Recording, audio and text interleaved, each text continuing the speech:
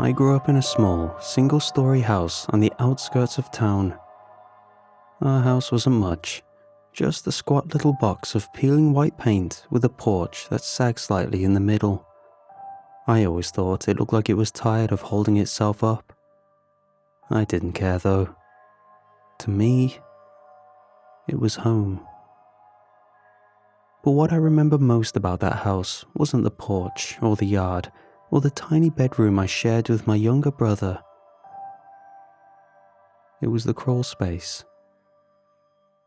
It stretched under the entire house, a hollow black cavity barely 2 feet high, covered by warped wooden slats nailed haphazardly across the entrance. My dad always told me to stay away from it, said it was full of spiders and mold, sharp bits of rusted metal waiting to slice my hands open if I reached in. My mom warned me too, though she was less dramatic about it, more exasperated than afraid. But I was a curious kid. I'd kneel by the slats, peering through the gaps, trying to see what was inside. Most of the time, it was just dirt or darkness. Sometimes, if the angle was just right, I'd catch a glimpse of the wooden beams holding up the house, or maybe a flash of something skittering out of sight. I never got too close, never reached inside. Until one summer afternoon, when I heard someone whisper my name. I was playing in the backyard alone, kicking a plastic soccer ball around, when I heard it. Faint at first, a dry voice slipping out from beneath the house like a draft.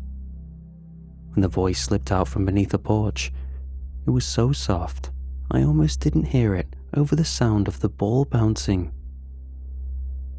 I stopped, turned toward the crawl space. Nothing but darkness. Then again, slightly louder. "Come here for a second." Any adult would have ran inside, alerted the police, or done anything. But I was 7, maybe 8, and I had that stupid, childlike fearlessness that makes kids think nothing bad can happen to them.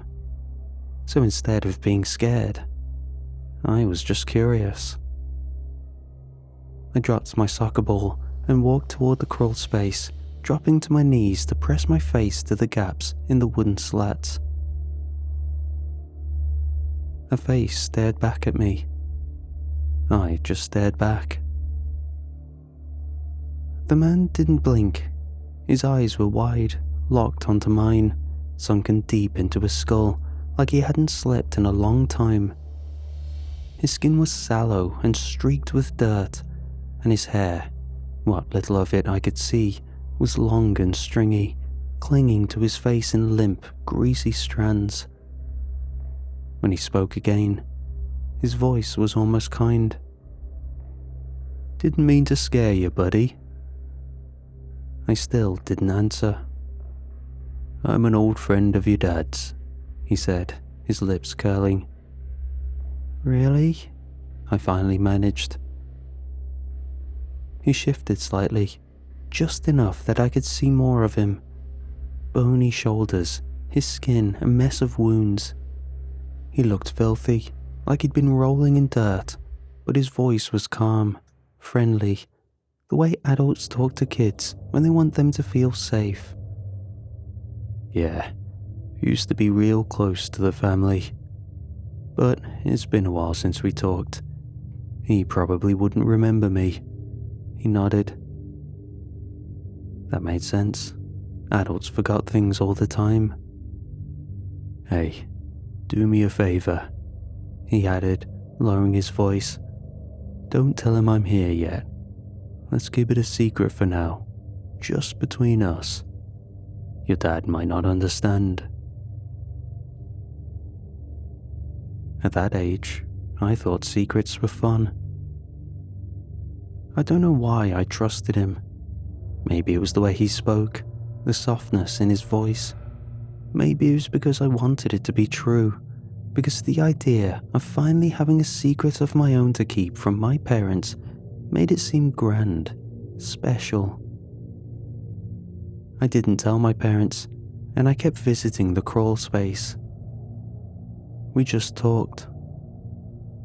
I'd go outside and kneel by the crawl space, whispering through the gaps in the wooden slats while the man lay on the dirt on the other side.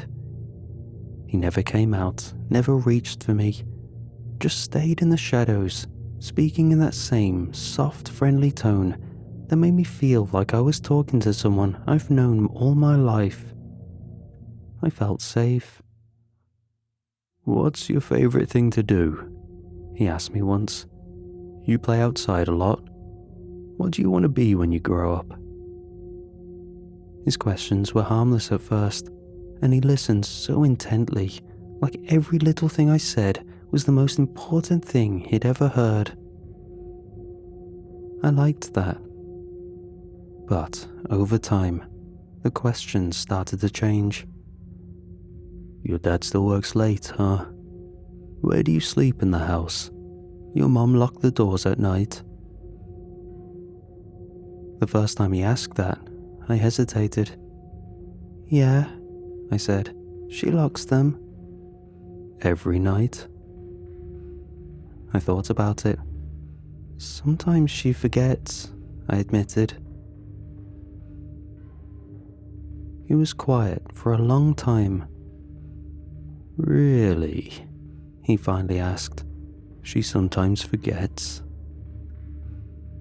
There was something in his voice, something I didn't understand yet, because I was just a kid. Looking back, I can see now that they were never just questions. They were tests, each one peeling back another layer, gauging how much I knew, how much I was willing to tell him, how much influence he had over me without me even realizing it. And I'd let him do it. I had fed him information piece by piece, unaware that I was giving him everything he needed. "Hey buddy, I missed you yesterday." "Sorry," I had whispered back. "I went to my grandma's." "Ah, that's nice. Bet she makes good cookies." "Yeah." "Your little brother go too?" The question was casual, effortless, like he was just making small talk. I'd answered without thinking. I didn't think back then of the fact that I'd never mentioned my little brother to him. "Uh-huh, he always comes with us." "Of course. Can't leave the little guy behind, huh?" I laughed. And then I heard the screen door creak open. "Hey, what are you doing?" I flinched, jerking back from the crawl space so fast that I scraped my knee against the dirt. My little brother was standing on the porch, watching me with wide, suspicious eyes, his small hands gripping the wooden railing like he had caught me doing something I wasn't supposed to. I panicked. "Nothing," I said quickly, scrambling to my feet. "I was just looking for something." His face twisted into something skeptical, his little brows knitting together as he took a step forward, craning his neck to look at the crawl space entrance. "Looking for what?" The man was silent now. I could feel him waiting just beyond the slats, watching, listening. I had to think fast. My ball," I said, brushing dirt off my shorts and trying to sound as normal as possible. "I think it rolled under there." My brother's gaze flicked back to me. "Okay. Wanna go play in the treehouse?" I stumbled. And just like that, he forgot all about it. I wish he never believed me. The first time the man in the crawl space asked me for something, I almost didn't even register it as a request. "Hey buddy, can you do me a favor?" It was an easy question. We were just two old friends at this point, trading secrets. I didn't even hesitate before nodding, before giving him this simple, automatic, sure. Because, why wouldn't I? He had never asked for anything before. He had never even implied that he wanted something from me beyond my company. Your dad keeps a spare key to the shed, right? I remember feeling the slightest pang of discomfort then, but it was vague, unformed, like the first tremor of a storm coming, a flicker of something wrong just beneath the surface that my young mind didn't yet know how to identify. I hesitated, but the response came anyway. Yeah? You know where he hides it? Of course I did. It was under the porch, tucked behind a row of old cinder blocks near the back steps. My dad had told me once, in case he ever needed me to get it for him, and I'd filed the information away, never thinking it would be useful for anything else. Yeah, I said. Think you could grab it for me? That's when I finally hesitated for real. There was a shift, a barely perceptible change in the air between us, a tiny crack in the illusion that I'd never noticed before. I didn't understand why it felt wrong, but it did. And for the first time since I'd started talking to him, I found myself wanting to leave. Why? He laughed, as if the answer was obvious. It's stupid, he said, dismissing the whole thing as a joke, as if I was the silly one for taking it seriously. I left something in there a long time ago, something I meant to grab. A little keepsake, you know. That made sense to me. All the adults had little things they didn't need but couldn't bring themselves to throw away. Even Mom had shoeboxes full of old birthday cards she never looked at, and my dad had a drawer full of broken watches he always swore he was going to fix. And maybe he noticed. Maybe he sensed that my willingness was starting to crack. Because, after a moment of silence, he gave me reassurance. It's all right, buddy, he said. You don't have to do it. And that was the end of it. Until the next time. But he didn't ask about the shed key. Hey. His voice was lower that day, quieter, like he didn't want anyone else to hear, even though we were alone in the backyard, just as we always were. What? Could you leave the back door unlocked for me tonight? My stomach twists thinking back to it. Why? I want to leave you a little present. Trust me. I really liked presents, and my parents hadn't gotten me a present since my birthday a couple of months back. And then, before I could decide what to do, dinner's ready. I turned toward the house, the sound snapping me out of whatever fog I'd been slipping into.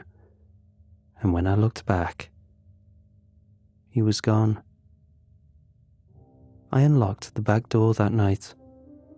I don't know if it was because I started trusting the man too much, or if I wanted a present that badly, or maybe I was just too caught up in the normal rhythm of family life to think about anything beyond the present moment. Either way, it didn't matter, because the moment came and went, and by the time we sat down for dinner, the whole thing was already slipping from my mind, already losing its weight. And then, without thinking, I said it. I talked to your friend today. I didn't even notice the reaction. I was focused on my plate, barely paying attention, my fork spearing a piece of overcooked chicken as I chewed slowly, distantly. But then the silence settled, and I felt it. Dad's hand, frozen mid-cut, his knuckles white around the handle of his knife. Mom, unmoving at the stove, her back to me, her posture stiff. She looked like her entire body had gone cold all at once. What friend? Dad's voice was slow, careful, like he already knew the answer but was trying to delay it. I blinked at him, confused by the sudden change in the atmosphere. Your friend in the crawl space. The words landed. Mom dropped the pan she had been holding, the metal clattering against the stove with a loud, jarring crash. Dad's face went white. For a long time, no one moved. Then, all at once, Dad pushed back from the table, standing so fast his chair scraped against the floor with a shriek of wood on tile. Without a word, he turned, walked to the front door, and stormed outside. My father was already in motion before I could fully register what was happening, his movements sharp and frantic as he ripped at the wooden slats covering the crawl space entrance, his fingers prying at the brittle planks with a kind of strength I'd never seen before.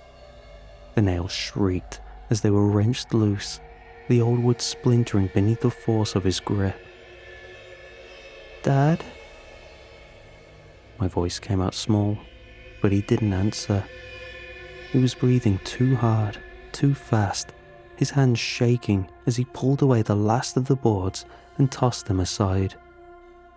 The entrance to the crawl space yawned open before us, a gaping black mouth cut into the earth. Dad grabbed the flashlight from his belt, flicked it on, and shined the beam inside. For a moment, I expected to see him. I expected the pale, thin man from beneath our house to be crouched in the dirt, his sunken eyes reflecting the beam of light as he stared. But there was nothing, just emptiness.